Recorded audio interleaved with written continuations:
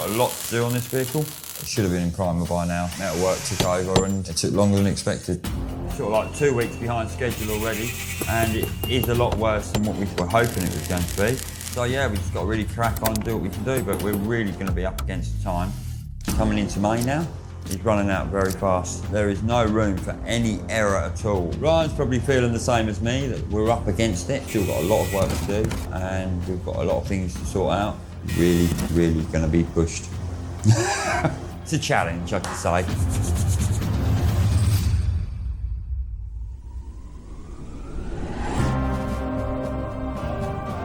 George had just finished the strip-out process, which took longer than expected. A lot of parts are beyond recognition and we can't find any in stock. I've called every supplier I know, scoured the internet and even checked the scrapyard, but nothing. We need to start on the bodywork soon, as this will take the longest time. If we don't, we'll miss our deadline and we'll have to explain ourselves to Milwaukee. At least for now, we can work on sandblasting the shell, which is in an okay condition. Let's hope nothing goes wrong from here, as that could cost us another 2 weeks.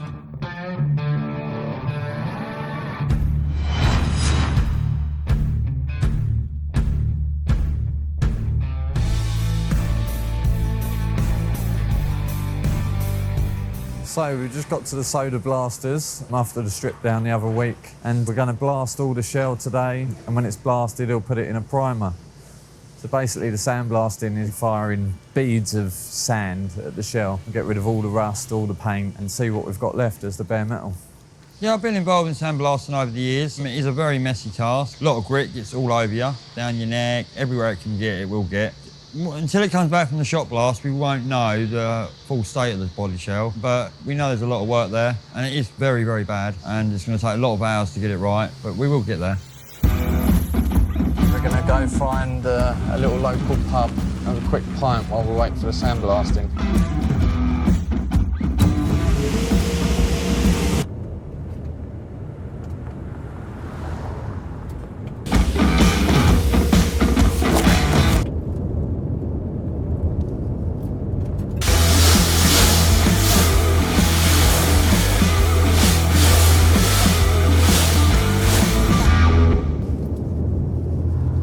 George have known each other probably about 3 years, haven't we? Come into my workshop to fix a forklift, and I was like, this man knows his stuff. He knew all about carbs, and just an old school mechanic, which is rare to find these days. Someone that doesn't just have a computer that plugs in and sees what the problem is.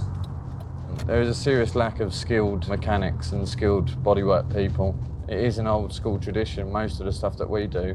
I mean, who wants to go in a greasy, dirty workshop when you can be at a nice, clean computer and earn the same money? I know many people in the trade and they just can't get the mechanics. Everyone that can do stuff is fully booked and busy. Yeah. See how he's got on. See if we've got a car left. And we've come up with a bit of a dilemma. The wrong media has been delivered. So this is the media we usually get. This is the grain size, and this is what we've got in the 2 pallets we've been sent out as replacements. The coarse one just won't get into it, so yeah, I've got to try and get some replacement out today. Apparently it's not getting into all the rust pits, so we're going to be up against it, aren't we, George? But Oh yeah, definitely. That's definitely now. Another week with bank holiday weekend coming up this weekend. Yeah, time's getting shorter. Yeah, but at least we know now kind of what we've got to order panel-wise and what we've got left on the car. Shall we have a little look round the car quick? Yeah. Little look round the car. All the shuts. Talk box has gone there. Rear inner tubs. You can see he's struggling to get in some of the little pits of rust with that media. Seals are good on it. It's about the only bit that are good. Still got a bit of work, but Ash said he's going to work some nights, didn't he? Yeah, he's going to work some late ones to get it blasted and primed. Get it back to us end of this week, hopefully, and next week get cracking with some metal work. Yeah, I think we should call it a day and get back to the workshop and start getting some more bits, getting organised. Get some sheets of steel ordered.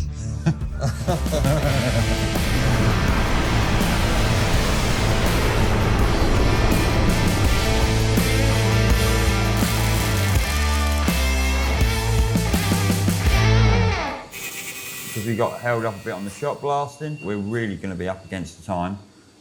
September is not far away. I've started with suspension tower, got All this kick panel to do, front chassis rails, need a lot of repairs. It's all blown away, as you can see. There you go, look, straight inside the chassis. Torque boxes are quite bad. Roof is very, very good. The bonnet's come back good. Doors themselves, totally gone right along the bottom of this one. Probably going to be over a day's work in this door. And that's just one door it's loan. Just keeps going on and on. We're really going to be up against this time. Some areas are worse than what we thought. We knew it was going to be quite bad, but not as bad. You can see over there in the floor how far it's gone in that front corner. We haven't even thought about the engine yet. Dreading the most.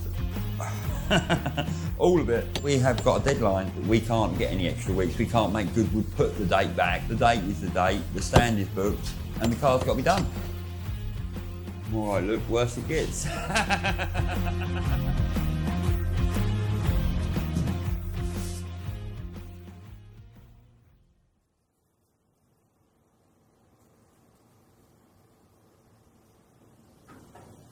Right, I've got some really great news for you. You come and look at this inside. At long last, the floor pan is here. You've tried multiple suppliers, never been able to get a floor pan for this Mustang, which is vital to the build. So it turns out that I actually had one loosely bolted in the bottom of one of the cars I'm restoring at home, one of my own cars. So I've done the dirty deed and stole that, and basically we've got a floor pan now. Floor pan, right, it holds your seats in for a start. It's got seat boxes to go in, so the seats bolt to it. Seals here. The front chassis only comes back as far as here, and then the rear chassis only comes as far as there, so you've got literally 2 foot of the car that doesn't have a chassis rail there.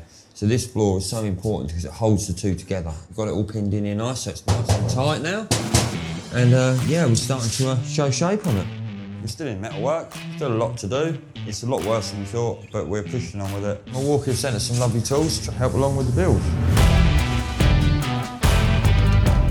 Got some lovely hammers, soldering iron, multi-tool, very good for cutting in panels, and well, cutting anything really.